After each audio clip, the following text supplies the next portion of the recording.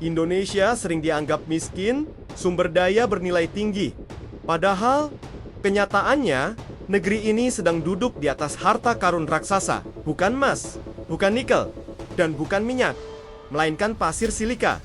Bahan baku utama industri modern dunia, pasir silika digunakan untuk kaca, beton, ban, hingga teknologi paling canggih seperti panel surya dan semikonduktor. Data Kementerian ESDM menunjukkan Indonesia memiliki sumber daya pasir silika hingga 25 miliar ton. Angka yang menempatkan Indonesia sebagai salah satu pemilik cadangan terbesar di dunia. Menariknya, meskipun cadangannya sangat besar, ekspor pasir silika justru dibatasi.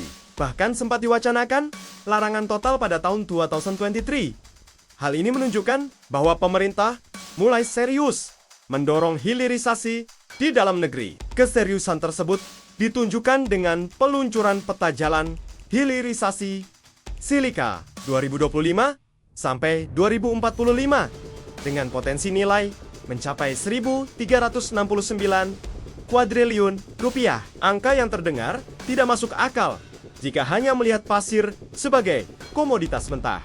Pemerintah menargetkan hilirisasi 7,8 miliar ton pasir silika, 24,8 juta ton batu kuarsa, serta 1,6 miliar ton kuarsit. Silika ditempatkan sebagai komoditas strategis karena menjadi tulang punggung industri panel surya dan semikonduktor yang menopang pertumbuhan ekonomi ke depan. Dengan meningkatnya kebutuhan listrik global yang diperkirakan 2 kali lipat pada 2050, industri silika menjadi fondasi utama energi dunia. Indonesia pun berpeluang menjadi pemain global, bukan sekadar penonton. Pasir silika diposisikan sebagai pintu masuk Indonesia ke industri strategis dunia. Bahkan bisa disebut sebagai minyak baru di era ekonomi hijau. Selain untuk panel surya, silika juga dibutuhkan industri semikonduktor, elektronik, konstruksi, hingga militer berteknologi tinggi. Pemerintah menyiapkan 10 kawasan industri silika yang diarahkan ke wilayah dekat sumber bahan baku, pelabuhan laut, dalam pasokan energi stabil, dan ekosistem industri pendukung. Dengan Kepulauan Riau hampir pasti menjadi salah satu pusatnya. Pasar domestik juga sangat besar melalui program Satu Desa, Satu PLTS dengan target 100 GW yang membutuhkan ratusan juta panel surya dan mendorong pembangunan pabrik baru serta penciptaan lapangan kerja besar-besaran dengan biaya listrik tenaga surya yang semakin murah. Hilirisasi pasir silika bukan hanya soal ekonomi, tetapi juga kesejahteraan rakyat. Pertanyaannya sekarang, apakah ekspor mentah pasir silika masih layak dipertahankan atau justru wajib diolah di dalam negeri demi masa depan Indonesia? Selain soal sumber daya, yang jarang dibahas adalah bahwa industri pasir silika berada di persimpangan kepentingan korporasi global bernilai triliunan dolar. Perusahaan energi, manufaktur, panel surya, produsen semikonduktor, hingga lembaga keuangan internasional kini berlomba mengamankan pasokan bahan baku strategis.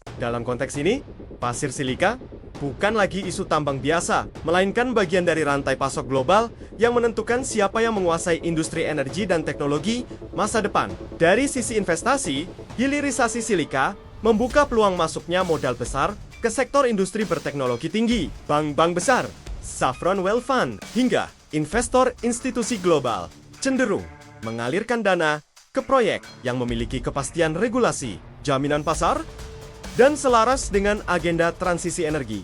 Ketika Indonesia mengunci pasokan bahan baku dan mengolahnya di dalam negeri, nilai proyeknya tidak lagi dihitung dalam miliaran, tetapi triliunan dolar jangka panjang. Isu ini juga sangat relevan dengan standar SJ atau Environmental, Social, and Governance yang kini menjadi syarat utama pendanaan global. Industri yang terintegrasi, rendah emisi, dan berorientasi energi terbarukan memiliki akses lebih mudah ke pembiayaan murah. Artinya, hilirisasi pasir silika bukan hanya soal produksi, tetapi juga tentang menurunkan cost of capital, meningkatkan kepercayaan investor, dan memperkuat posisi Indonesia di mata pasar keuangan internasional. Bagi dunia industri, kepastian pasokan silika domestik akan mendorong lahirnya ekosistem manufaktur bernilai tinggi, mulai dari pabrik kaca khusus, modul surya, baterai, hingga komponen elektronik presisi. Setiap rantai industri ini memiliki margin besar dan kebutuhan jasa pendukung seperti logistik, asuransi, perbankan, konstruksi, dan teknologi informasi, yang semuanya merupakan sektor dengan belanja iklan tinggi di platform digital seperti YouTube. Dari sisi negara, pengolahan silika di dalam negeri memperkuat ketahanan ekonomi dan mengurangi ketergantungan impor teknologi strategis. Ketika sebuah negara menguasai bahan baku, proses produksi, hingga produk akhir, maka posisi tawarnya di pasar global meningkat drastis. Inilah mengapa banyak negara maju sangat agresif melindungi industri strategis mereka, karena dampaknya langsung ke stabilitas ekonomi dan geopolitik. Pada akhirnya, pembahasan pasir silika bukan sekadar cerita tambang atau energi, tetapi tentang arah besar ekonomi Indonesia ke depan. Apakah kita ingin tetap menjadi pemasok bahan mentah atau naik kelas menjadi pusat industri bernilai tinggi yang menarik modal besar, teknologi canggih, dan iklan premium? Jawaban atas pertanyaan ini bukan hanya menentukan masa depan industri, tetapi juga menentukan seberapa besar nilai ekonomi yang bisa kita kunci untuk generasi berikutnya. Indonesia sering dianggap miskin, sumber daya bernilai tinggi. Padahal, kenyataannya, negeri ini sedang duduk di atas harta karun raksasa. Bukan emas, bukan nikel, dan bukan minyak, melainkan pasir silika.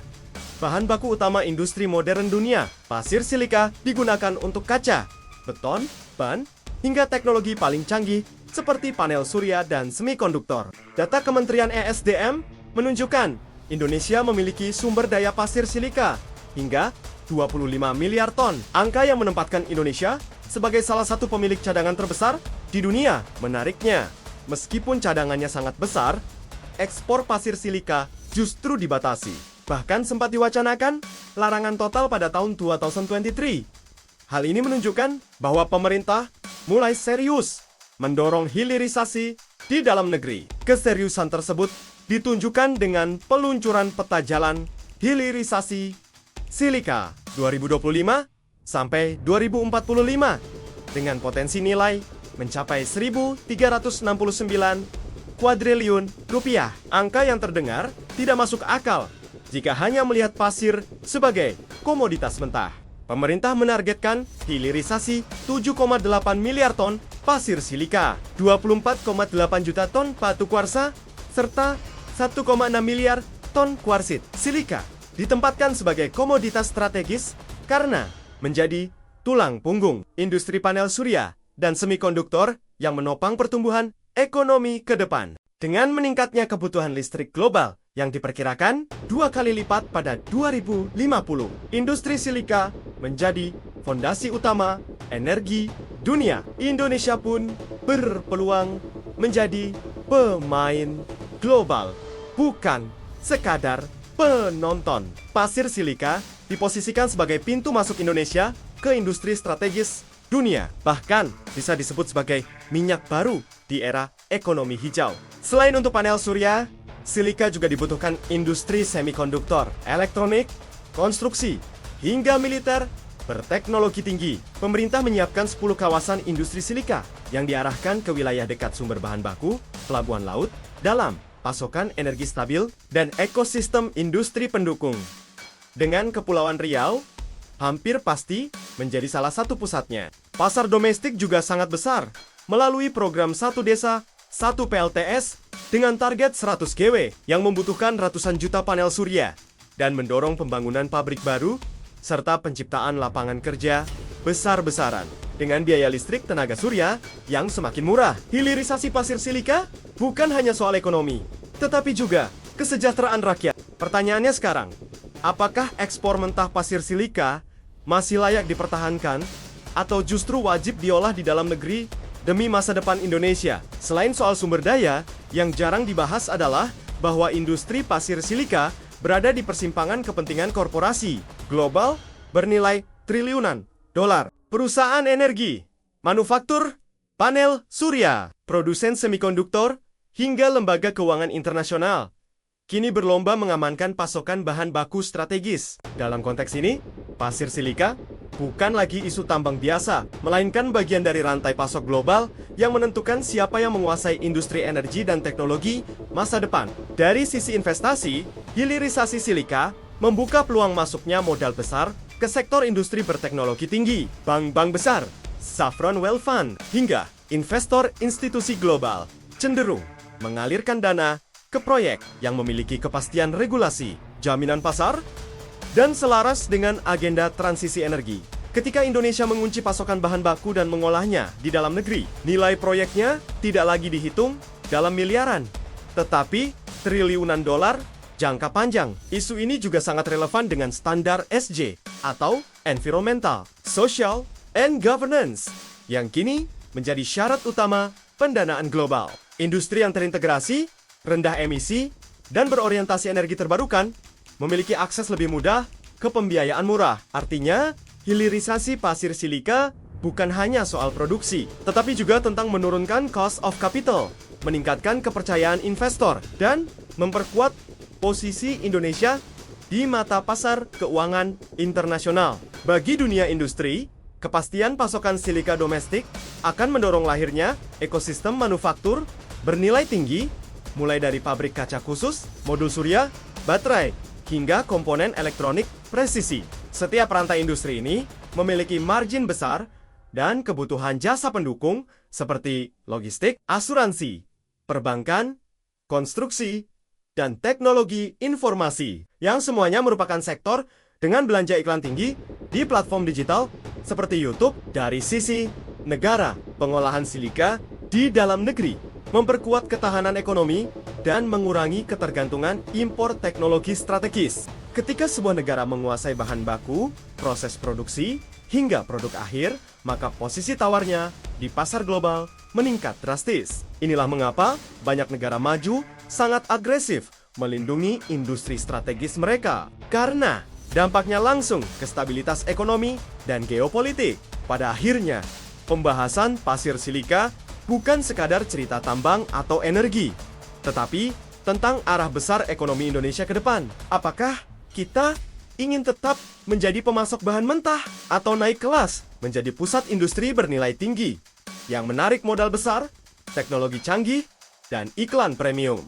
Jawaban atas pertanyaan ini bukan hanya menentukan masa depan industri, tetapi juga menentukan seberapa besar nilai ekonomi yang bisa kita kunci untuk generasi berikutnya.